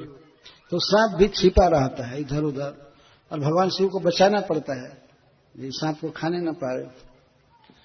और गणेश जी का सवारी चूहा है, तो वो सांप जो है वो चूहा को खाने के लिए लपकता है, वो उसको बचा करके, गणेश जी के सवारी को बहुत बचा कर रखना पड़ता है। और भगवान शिव सांप को पकड़ते हैं, क्या कर रहे हैं उधर उसको बचाते हैं। उधर मयूर से बचाते हैं सांप को, सांप से चूहा को बचाते हैं। और भगवान शिव का सवारी बैल है और उनकी पत्नी का सवारी बाघ। तो बाघ बैल पर आक्रमण करना चाहता है, हमेशा हमेशा खा जाना चाहता है। तो शिव जी इस परिवार के कलह से उब करके सोचे कि सुसाइड कर जाऊं लेकिन भगवान का नाम जपे है खूब, इसलिए मरे नहीं। तो कभी कहता है कि भगवान का नाम बहुत जपे हैं, नाम जपत शिव अमर भयो, वो अमर हो गए नाम जपने से, इसलिए चाहते हुए भी नहीं मर पाए। कभी विनोद में ऐसी बात कहा है। लेकिन जो भी है, भगवान शिव का परिवार ऐसा बेढंगा है। तो भगवान शिव का परिवार, उनकी सवारियां, उनका खान पान, उनका श्रृंगार, घर, सब बिल्कुल अमंगल है। लक्ष्मी जी कहती, तो इनको अपना आश्रय चुनना है तो बिल्कुल गलती होगी। तो जब शिव जी तक में केवल दोष ही दोष निकाल रही है, तो और किसमें गुण निकालेंगे? तो अब शिव जी के बाद उनका ध्यान गया श्री मुकुंद के पास, भगवान के पास। भगवान बगल में ही थे। तो कहते हैं सुमंगल कश्चन कांक्षते हिमाम। लेकिन एक व्यक्ति है जो समस्त गुणों से भरा हुआ है, पर उसमें एक दोष है कि वो मुझे चाहता ही नहीं है, अनपेक्ष है। इसका मतलब श्री मुकुंद भगवान विष्णु सब तरह से परिपूर्ण है। किसी भी वस्तु की, किसी भी चीज की उनको कोई आवश्यकता नहीं, न किसी व्यक्ति की अपेक्षा है, सब तरह से परिपूर्ण है। परमानंद घन है, आनंद से परिपूर्ण है, इसलिए वे हमारी आकांक्षा नहीं करते। सब में दोष निकाल रही थी, इसलिए व्याज स्तुति द्वारा भगवान में भी दोष निकाल दी लक्ष्मी जी। इनमें एक ही दोष है कि ये मुझे चाहते नहीं है। क्यों चाहे? भगवान तो अपने लाभ से परिपूर्ण है, दिव्य आनंद में है। उनको क्या जरूरत है कोई स्त्री रहे तब उनको सुख मिलेगा, आनंद होगा।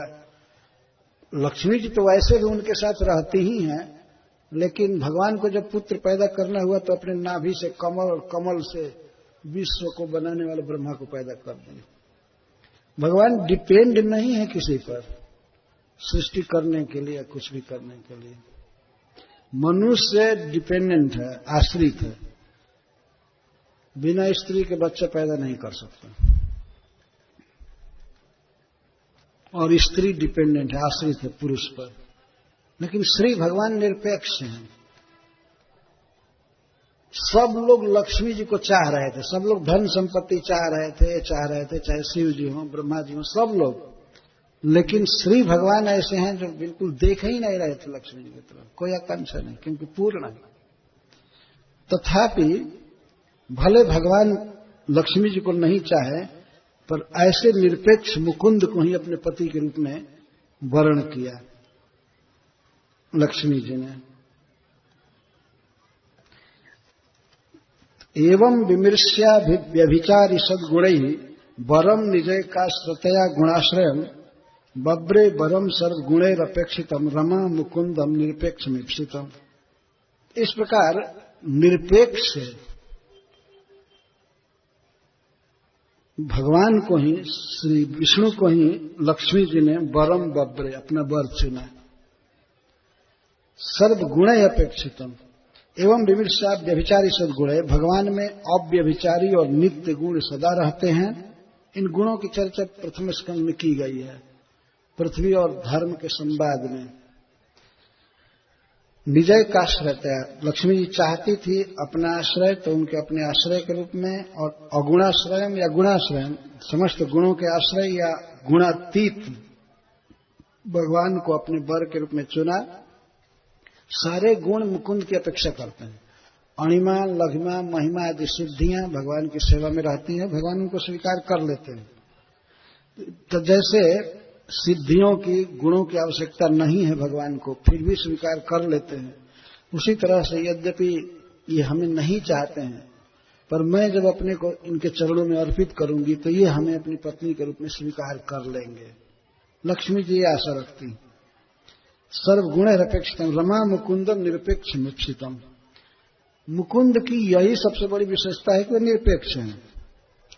इस संसार में कोई भी देवता, कोई भी मनुष्य, कोई भी जीव निरपेक्ष हो ही नहीं सकता है। जैसे हम लोग मनुष्य हैं, हम स्वतंत्र हो ही नहीं सकते निरपेक्ष, कि हमें किसी के द्वारा दी गई वस्तु की जरूरत नहीं, किसी के सहायता की जरूरत नहीं, हम अपने आप पूर्ण हैं। अपने आप क्या पूर्ण है? कपड़ा बनाने के लिए मनुष्य समाज चाहिए। यदि मनुष्य समाज के द्वारा बनाया हुआ कपड़ा न मिले तो हम कैसे कपड़ा पैदा कर लेंगे? या अपने मुख से पैदा करेंगे या पेट से पैदा करेंगे? क्या करेंगे? भोजन करने के लिए अन्न चाहिए, दूध चाहिए, हमेशा दूसरों पर आश्रित हैं। लेकिन श्री भगवान सदा निरपेक्ष हैं, वे अपने आप में पूर्ण हैं। उनके द्वारा दिए हुए सब लोग खा रहे हैं, पहन रहे हैं, रह रहे हैं, वो किसी पर आश्रित नहीं, इसलिए उनको निरपेक्ष कहते हैं। तो ऐसे निरपेक्ष को श्री लक्ष्मी जी ने वर्ण किया। कैसे वर्ण किया? तस्यांश देश उसतिम नवकंज मालाम माद्यन मधु व्रत बरुथ गिरोप घुष्टाम। उनके हाथ में जो माला थी उसके विषय में बार बार ये बात कही जा रही है कि भंवरे मंडरा रहे थे उस पर। नवकंज माला उसतिम, परम सुंदर नए नए कमल की माला को, जिस पर माद्यन मधुव्रत बरुत गिरोप घुष्टा, जिस पर भंवरे मंडरा रहे थे, मतवाले भंवरे, फूल के मधु को पी पी करके मतवाले भंवरे उस माला पर मंडरा रहे थे। ऐसी सुंदर माला को तस्यांश देश, भगवान के स्कंध प्रदेश में ऐसे माला को भगवान के गर्दन में लगाया लक्ष्मी जी ने। तस्यांश देश उसती नवकंज माला और तस्थौ निधाय निकटे तदुर स्वधाम सबृढ़ हास विक्षण नयने न जाता। तो श्री जी भगवान को माला पहनाई और माला पहना करके भगवान के वक्षस्थल पर देखने लगी, क्योंकि उरस स्वधाम लक्ष्मी जी का वही अपना वास स्थान है। आनंद से विकसित नेत्रों से भगवान के वक्षस्थल पर देखने लगी। थोड़ी सी छोटी पड़ती है भगवान से, जो स्त्री का स्वाभाविक साइज होना चाहिए, भगवान थोड़ा से बड़े थे, इसीलिए उनके वक्षस्थल को देख रही थी खूब ध्यान से। और निकटे तस्थल भगवान के बिल्कुल निकट खड़ी हो गई। उसमें लज्जा से मढ़ी हुई मुस्कान थी और आंखें विकसित थी। निकट जा करके जाता तस्थ खड़ी हो गई। जब श्री जी खड़ी हो गई तब तस्या श्रेय त्रिजगतो जगतो जनन्या संपूर्ण जगत के जनक पिता श्री भगवान जगत जननी श्री जी को वक्षो निवास न करो परमम विभूत। तो श्री जी को अस्थिर वास दिए। कहाँ दिए? वक्षो निवास, अपनी छाती पर बाएं भाग पर लक्ष्मी जी को स्थान दिए। तो उस समय श्री जी माला पहनाने के बाद जब स्थान दे रहे थे तो श्री जी भगवान के आगे खड़ी हो गई। ऐसे आगे खड़ी थी, माला पहनाते समय भगवान के सामने थी, इसके बाद सामने खड़ी हो गई। तो भगवान ने उनको वक्षस्थल पर स्थान दिया। तो भगवान के सांवले शरीर पर पीले वर्ण की एक रोमावली है, जिसको गोल्डन लकीर कहते हैं, श्रीवत्स उसको कहते हैं। जहां श्री के प्रति अत्यंत वत्सल होकर स्नेहवान होकर के भगवान उनको स्थान दिए हैं, उस चिन्ह को श्रीवत्स कहते हैं।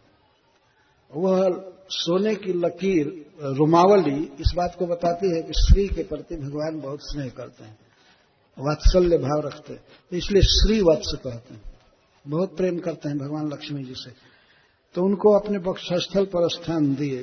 तो वहां रह करके भगवान के वक्षस्थल पर रह करके श्री स्वाह प्रजा सकरुणेन निरीक्षणेन अपनी प्रजा को करुणा भरी स्नेह भरी दृष्टि से श्री जी देखी। और जत्र स्थिता भगवान की छाती पर रह करके अधैत साधिपतिम त्रिलोका तीनों लोक के जीवों को और उनके ईश्वरों को मालिकों को एधयत वर्धित करती हैं, सुखी करती हैं। भगवान के वक्षस्थल पर रह करके यहां से लक्ष्मी जी भक्तों को देखती हैं, जीवों को देखती हैं करुणा करके, तो वे सुखी होते हैं, वे बढ़ते हैं। बढ़ने का मतलब है विकास करना, सुखी होना, आनंद में रहना। तो भगवान के वक्षस्थल पर रहकर लक्ष्मी जी इस तरह सुखी करती हैं। जिस समय भगवान ने लक्ष्मी जी को वक्षस्थल पर स्थान दिया तो उस समय शंख तुर्ज मृदंगा नाम वादित्राणाम पृथुस्वनम, शंख तुरही मृदंग आदि बाजे बजने लगे, उनका बहुत बड़ा स्वर हुआ। गंधर्व लोग, देवताओं के अनु गंधर्वगण अपनी स्त्रियों के साथ नाच रहे थे, गा रहे थे। देवानुगाम सस्त्रीणाम नृत्यताम गायताम, बहुत आवाज उत्पन्न हुई नाचने का, गाने का और बाजा बजाने का। इस तरह लक्ष्मी जी ने भगवान को चुना। ब्रह्म रुद्रांगिरो मुख्य सर्वे विश्व सृजो विभुम ईडिरे अविथैर मंत्र तल्लिंग पुष्प वर्षण। ब्रह्मा, भगवान शिव, अंगिरा आदि ऋषिजन और विश्व सृष्टि करने वाले सभी लोग भगवान विष्णु की स्तुति करने लगे सत्य मंत्रों से, झूठी नहीं, सत्य मंत्रों से, श्लोकों से स्तुति कर रहे थे और भगवान विष्णु के गुण आदि को प्रकट करने वाले मंत्र बोल रहे थे और फूलों की वर्षा कर रहे थे। इस तरह श्रिया विलोकिता देवा स प्रजापतय प्रजा। श्री जी ने जब स्नेह भरी दृष्टि से देखा वहां पर देवताओं को और प्रजापतियों को, तो वे सब शीलादि गुण संपन्ना ले भिले निर्वृत्तिम पराम, उनमें अपने आप शील आदि गुण भर गए और उन लोगों को परम आनंद प्राप्त हुआ, परम सुख मिला। लक्ष्मी जी को भगवान के साथ देख करके। तो लक्ष्मी जी भगवान के वक्षस्थल पर रहती हैं और कोई जाता है भगवान का दर्शन करने, तो श्री भगवान के दर्शन में सबसे पहले लक्ष्मी जी कृपा दृष्टि से देखती हैं भगवान के पास आने वालों को, तब वह फलता है, फूलता है, सुखी रहता है, निरोग रहता है।